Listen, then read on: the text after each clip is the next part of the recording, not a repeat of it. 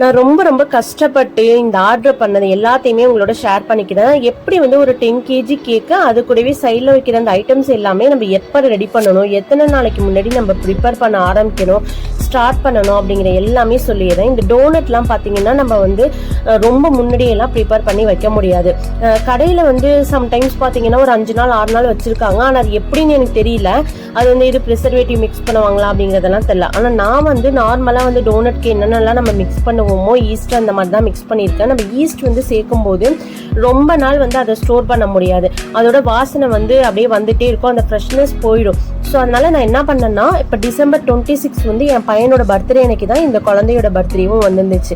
ஆனால் எனக்கு சுத்தமாக டைமே இல்லை. கிறிஸ்மஸ் டைம் நிறைய ப்ளம் கேக் ஆர்டர்ஸு, அதுக்கப்புறம் ஃப்ரெஷ் க்ரீம் கேக்கு, இது மாதிரி எக்கச்சக்கமாக வந்துருந்துச்சு. அதையும் முடிச்சுட்டு இந்த 10 கேஜி கேக் ஆர்டரையும் நான் எப்படி முடித்தேன் அப்படிங்கிறது தான் பார்க்க போகிறோம். பாப்சிகல்ஸ் வந்துட்டு ஒரு 20 பீஸு, அதுக்கப்புறம் டோனட் வந்து ஒரு 20 பீஸ் கேட்டிருந்தாங்க.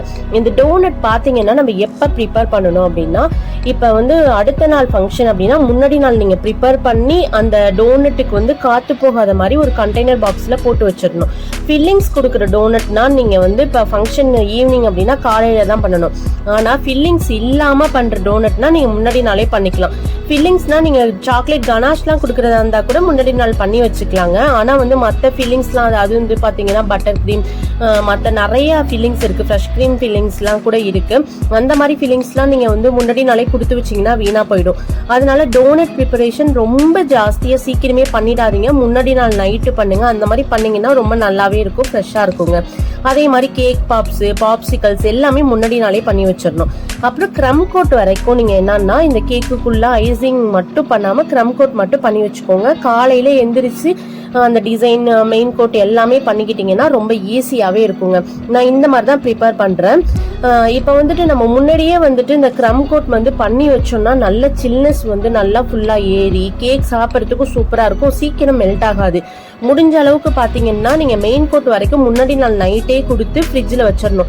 ஆனால் ஃப்ரிட்ஜோட வந்து லெவல் இருக்குல்ல, அந்த கூலிங் டெம்பரேச்சர் ரொம்ப ஜாஸ்தியாக இருந்துச்சுன்னா அந்த கேக்கில் வந்து கிராக் விடும். அதே மாதிரி சுகர் சிரப் அதிகமாக கொடுத்து இந்த கேக்கில் பண்ணக்கூடாது.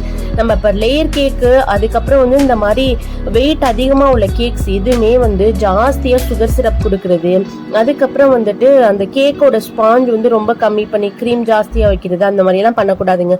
மீடியமாக கொடுக்குறத கொடுங்க. அதே மாதிரி ஓவர் கூலிங் டெம்பரேச்சர் மெயின்டைன் பண்ணுறேன் அப்படின்னு சொல்லிட்டு அதிகமாக ஃப்ரிட்ஜில் வந்துட்டு நிறைய கூலிங்கை வந்து ஏற்றி கொடுத்தோம் அப்படின்னா அதில் வந்து கிராக் விழுகிறதுக்கு அதிகமாக சான்சஸ் இருக்குது. அது விழுகும்போது என்ன ஆகும், உள்ளார வந்து அந்த சுகர் சிரப் வந்து வெளியில் வர ஆரம்பிக்கும். ஸோ அதனால லேயர் கேக்கு, இந்த ஸ்பேசர் கேக்கு, இது எல்லாத்துலேயுமே கவனமாக இருங்க. அதே மாதிரி பார்த்தீங்கன்னா இப்போ நம்ம போய் செட் பண்ணுறோம் அப்படின்னா அந்த டைமிங் போய் செட் பண்ணி கொடுக்கும்போது ஒன்றாகாது.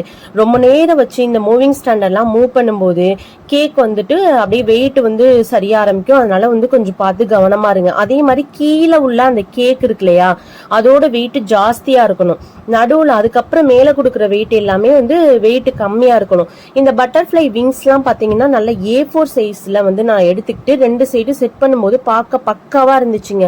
நீங்கள் இந்த மாதிரி பல்க் ஆர்டர் எடுக்கிறீங்க அப்படின்னாலே முன்னாடி வந்து ஒரு நோட்ஸ் மாதிரி போட்டுக்கோங்க. எது எது வந்து ப்ரிப்பேர் பண்ணணும், எதை வந்து ஃபர்ஸ்ட் ப்ரிப்பேர் பண்ணி வைக்கணும், என்ன மாதிரி ஐட்டம்ஸ் எல்லாத்தையுமே நம்ம எடுத்து வைக்கணும். இப்போ வென்யூ செட்டப்பில் போய் நம்ம வந்து எல்லாம் செட் பண்ண போகிறோம், அவுட்டோர் செட்டிங்க்கு போகிறோம் அப்படின்னா அதுக்கு தேவையான பொருட்கள்லாம் நம்ம எடுத்து வச்சுக்கணும். பேலட் நைஃப்லேருந்து அதுக்கப்புறம் வந்து பட்டர்ஃப்ளை, எக்ஸ்ட்ரா பட்டர்ஃப்ளைஸ், அதுக்கப்புறம் ஸ்ப்ரிங்கிள்ஸ், இது எல்லாமே எக்ஸ்ட்ரா வச்சுக்கோங்க. அங்கே போயிட்டு நீங்கள் செட் பண்ண பிறகு கஸ்டமர் சொல்லுவாங்க, இது கொஞ்சம் வந்து எம்டியாக இருக்கிற மாதிரி இருக்கே, இந்த இடத்துல கொஞ்சம் வந்து ஸ்ப்ரிங்கிள்ஸ் போட்டிருக்கலாமே, இந்த இடத்துல ஒரு 2 பட்டர்ஃப்ளை ஆட் பண்ணியிருக்கலாமே அப்படின்னு சொல்லுவாங்க. ஸோ அதுக்காக நம்ம இது எல்லாமே எடுத்து வச்சுக்கிட்டோம் அப்படின்னா ஈஸியாகவே இருக்கும். அதே மாதிரி ஸ்பேசர் கேக் பார்த்தீங்கன்னா ரொம்ப நேரம் வந்து சுத்த விடுறது, அப்புறம் வந்துட்டு ரொம்ப நேரம் வந்து அப்படியே வச்சிருக்குது அப்படியெல்லாம் இருந்துச்சு அப்படின்னா கொஞ்சம் மெல்ட் ஆகிறதுக்கு சான்சஸ் இருக்கு. அதனால இப்போ வந்து பார்ட்டி டைம் பார்த்தி அதே மாதிரி இந்த ஸ்டாண்ட் எல்லாமே வந்து எப்படி சிஸ்டர் ரெண்ட்டுக்கு கொடுக்குறீங்களா இல்லை அந்த ஸ்பேசர்லாம் அவங்க கையிலே கொடுத்துருவீங்களா அப்படின்னு சொல்லி கேட்குறீங்க. அந்த ஸ்பேசர்னா அந்த லைட் செட்டிங்லாம் வச்சு நல்லா தகன்னு இருக்குல்ல, அந்த ஸ்பேசரை தான் சொல்கிறேன். அது ரெண்ட்டுக்கும் கொடுக்கலாம். இல்லை கஸ்டமர் விருப்பப்பட்டாங்க அப்படின்னா அந்த ஸ்பேசரை அவங்க கையிலே நீங்கள் கொடுத்துர்லாங்க. அவங்க வந்து வாங்கிக்க முடியும் அப்படின்னா.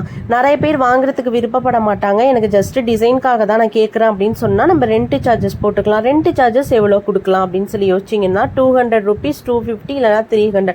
உங்கள் ஊருக்கு தகுந்த மாதிரி நீங்கள் அந்த அமௌண்ட்டை வந்து போட்டுக்கலாம். சில பேர் வந்து 500 ருபீஸ் கூட ரெண்ட் சார்ஜ் போடுறாங்கங்க.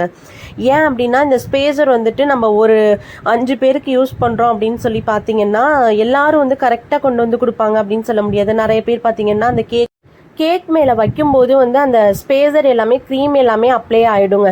ஸோ அதனால் வந்து சீக்கிரமே அந்த ஸ்பேசர் வந்து கெட்டு போயிடும், அப்படியே மங்கலாக போயிடும். இல்லை சில டைம்ஸ் வந்துட்டு தெரிச்சு கூட வந்திருக்கு எனக்கு ஸ்பேசர். அதனால தான் நம்ம ஒரு ரெண்ட் சார்ஜுன்னு போட்டுக்கிட்டோன்னா கொஞ்சம் நமக்கு வாங்குறதுக்கு ஈஸியாக இருக்கும். மற்றபடி ஒன்றும் இல்லை. சில பேர் வந்து 500 ருபீஸ் கூட வந்து ரெண்ட் சார்ஜ் வைக்கிறாங்க. நான் தஞ்சாவூரில் ஓரளவு மீடியமாக தான் வந்து நான் வந்து வச்சு கொடுக்குறேன். நீங்கள் உங்கள் ஊருக்கு ஏற்ற மாதிரி அந்த ரெண்ட் சார்ஜை மட்டும் வச்சுக்கோங்க. வேறு ஏதாச்சும் டவுட் இருந்துச்சுன்னா சொல்லுங்கள், நான் கண்டிப்பாக கிளியர் பண்ணி விடுறேங்க என்னால் முடிஞ்ச அளவுக்கு. அதுக்கப்புறம் வந்து இந்த ஃபங்க்ஷன் எல்லாமே முடிச்சுட்டு தம்பியோட பர்த்டே செலிப்ரேஷனுக்காக நாங்கள் படத்துக்கு தான் போயிருந்தோம். இந்த வீடியோ உங்களுக்கு பிடிச்சிருந்துச்சுன்னா சப்ஸ்கிரைப் பண்ணி சப்போர்ட் பண்ணி விடுங்க. நிலவிடம் வாடகை வாங்கி விழி வீட்டினில் குடி வைக்கலாமா?